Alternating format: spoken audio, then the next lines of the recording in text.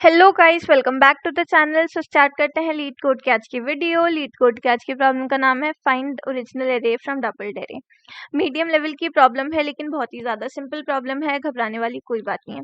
तो सबसे पहले अपन देख लेते हैं कि इस क्वेश्चन में अपने को गिवन क्या क्या है और ये क्वेश्चन अपने को क्या कहना चाह रहा है। तो इनिशियली ना इन लोगों के पास एक ओरिजिनल एरे प्रेजेंट था, मतलब एक एरे प्रेजेंट था जिसके अंदर कुछ वैल्यूज थी।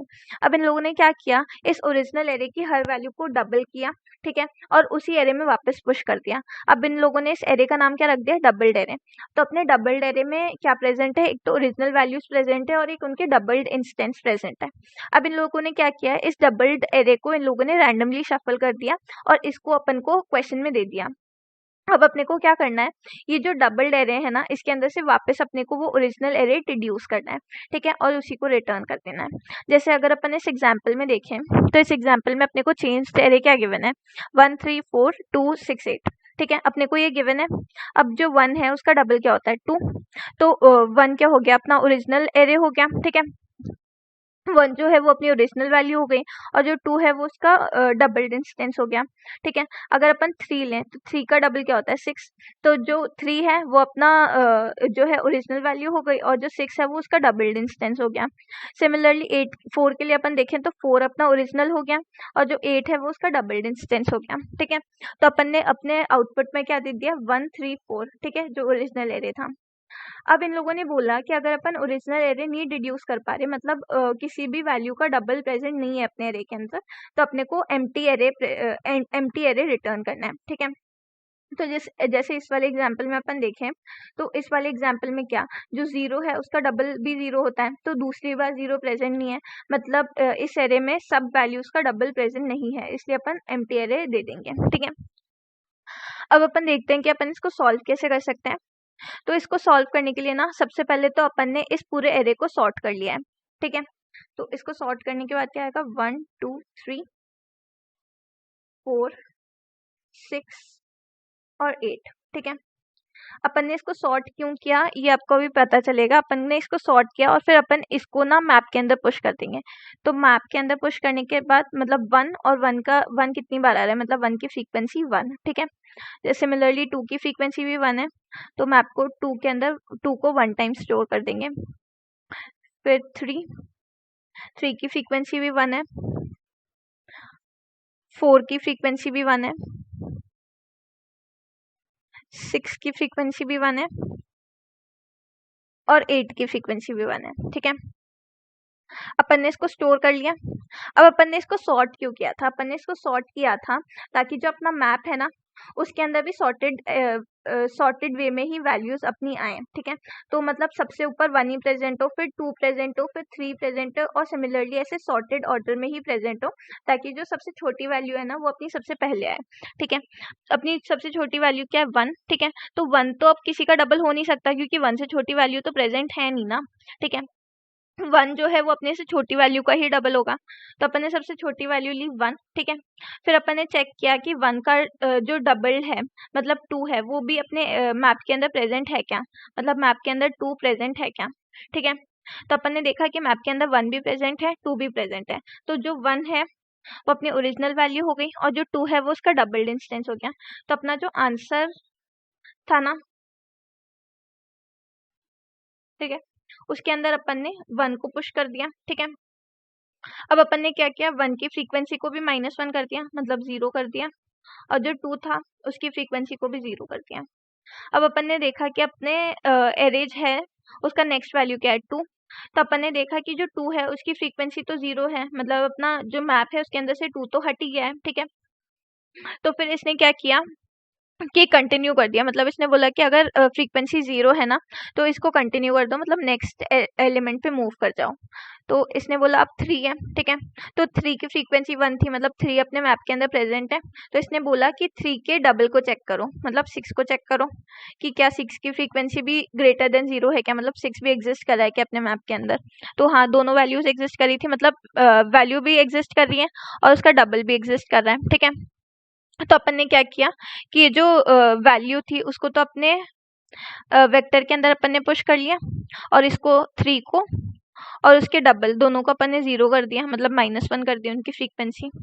अब अपन ने बोला कि 4 लो, ठीक है। अपना नेक्स्ट एलिमेंट 4 को चेक करो कि क्या उसकी फ्रीक्वेंसी 1 है, तो उसकी फ्रीक्वेंसी मतलब ग्रेटर देन 0 है। और फिर उसके डबल की फ्रीक्वेंसी चेक करो, मतलब 8 की फ्रीक्वेंसी चेक करो कि क्या वो अपनी ग्रेटर देन 1 है, मतलब 4 भी प्रेजेंट होना चाहिए अपने मैप के अंदर और सेम टाइम पे 8 भी प्रेजेंट होना चाहिए मैप के अंदर, जो उसका डबल्ड वर्जन है। ठीक है, अब दोनों प्रेजेंट है, तो 4 को तो अपन ने अपने एरे के अंदर डाल दिया, मतलब अपने आंसर वेक्टर के अंदर डाल दिया। ठीक है, 4 की फ्रीक्वेंसी भी 0 कर दी कि 4 भी अपना यूज हो गया है और उसका डबल मतलब 8 भी अपना यूज हो गया है, तो इन दोनों को अपन ने 0 कर दिया। तो ऐसे अपन ने चेक कर लिया कि क्या जो वैल्यू है उसका डबल प्रेजेंट है।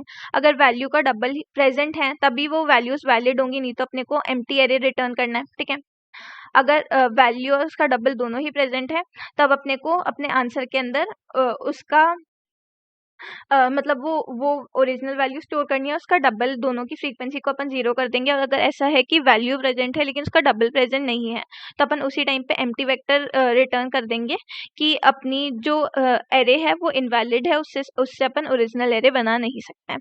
ठीक है, यही इसकी इम्प्लीमेंटेशन थी। एक बार एक एरे जिससे ओरिजिनल एरे नहीं बन पाया वो भी अपन देख लेते हैं।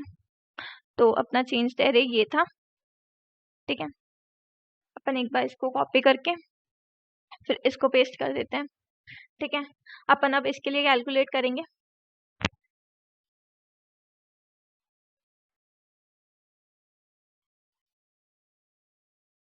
ठीक है, तो अपन ने क्या किया, इसको पहले सॉर्ट किया, तो इसको सॉर्ट करने से क्या है 0, फिर 1, फिर 3 और फिर 6। ठीक है, अब इन सारी वैल्यूज को अपन अपने मैप के अंदर पुश करेंगे उनकी फ्रीक्वेंसीज के साथ में। तो 0 की फ्रीक्वेंसी क्या है 1।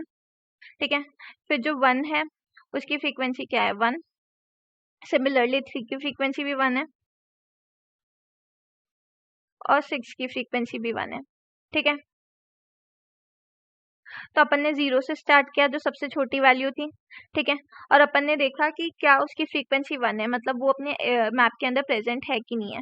तो 0 की फ्रीक्वेंसी 1 थी, मतलब 0 अपना प्रेजेंट है मैप के अंदर, तो अपन ने इसका डबल देखा, मतलब 0 × 2 क्या होता है 0।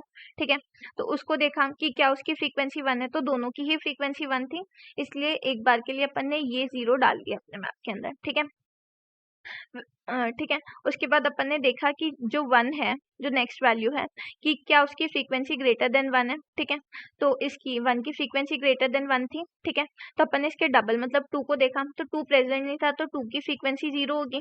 ठीक है, जैसे इधर 2 हुआ तो 2 की फ्रीक्वेंसी 0 होगी। ठीक है, तो अपन ने बोला कि 1 जो है वो तो प्रेजेंट है लेकिन उसका डबल प्रेजेंट नहीं है। ठीक है, 1 का डबल प्रेजेंट नहीं है, तो अपन क्या करेंगे, अपन एम्प्टी एरे रिटर्न कर देंगे। ठीक है, और वही अपना आंसर है, देखो। ठीक है, तो यही कॉन्सेप्ट था, यही लॉजिक था इस क्वेश्चन के पीछे। अब अपन देख लेते हैं इसको कोड से अपन कैसे इम्प्लीमेंट करेंगे।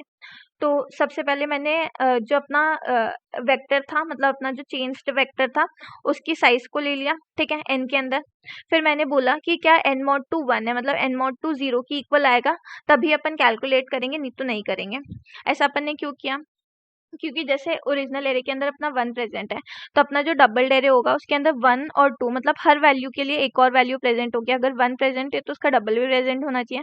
अगर 2 और 3 प्रेजेंट है अपने ओरिजिनल एरे के अंदर, ठीक है, तो उनके डबल्स भी प्रेजेंट होंगे अपने जो चेंज्ड एरे उसके अंदर, मतलब 4 और 6 भी प्रेजेंट होना चाहिए। ठीक है, ऐसे ही हर वैल्यू के लिए एक और वैल्यू प्रेजेंट होके, तो अगर किसी भी वैल्यू के लिए एक और वैल्यू प्रेजेंट नहीं हुई, मतलब अपने जो एरे है उसका साइज जो है वो ऑड हुआ। ठीक है, तो अपन वैसे ही एम्प्टी वेक्टर रिटर्न कर देंगे। ठीक है, नहीं तो अपन अपने ओरिजिनल वेक्टर मतलब अपने को जो चेंज वेक्टर मिला है उसको सॉर्ट करेंगे।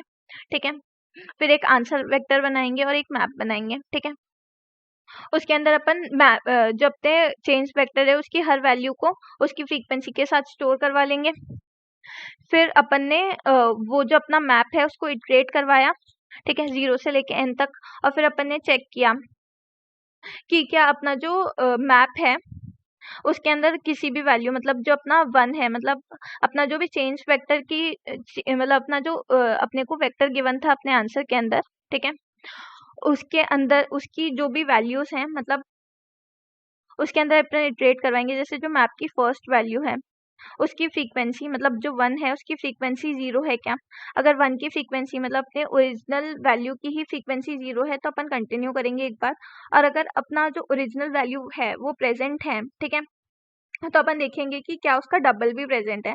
अगर उसका डबल भी प्रेजेंट हुआ, ठीक है, तो अपन बोलेंगे कि अपना जो ओरिजिनल वैल्यू है उसको तो अपने आंसर में पुश कर दो। और अगर ऐसा नहीं है, डबल जो वैल्यू है, ठीक है, उसकी फ्रीक्वेंसी 0 है अपने मैप के अंदर, तो अपन रिटर्न कर देंगे, ठीक है, रिटर्न कर देंगे अपना एम्प्टी वेक्टर। नहीं तो अपन अपने आंसर के अंदर इसको पुश करते जाएंगे, ठीक है।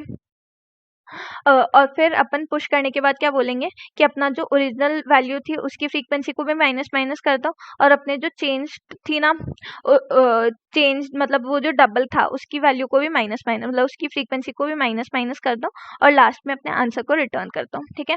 और यही अपना सोल्यूशन होगा। होप आपको समझ में आया हो। अगर आपको समझ में आया और वीडियो पसंद आया तो वीडियो को लाइक करें, चैनल को सब्सक्राइब करें, और अगर आपको कोई भी डाउट है तो कमेंट बॉक्स में ज़रूर मेंशन करिएगा। हम आपका डाउट सॉल्व करने के लिए हमेशा प्रेजेंट है। Thank you so much.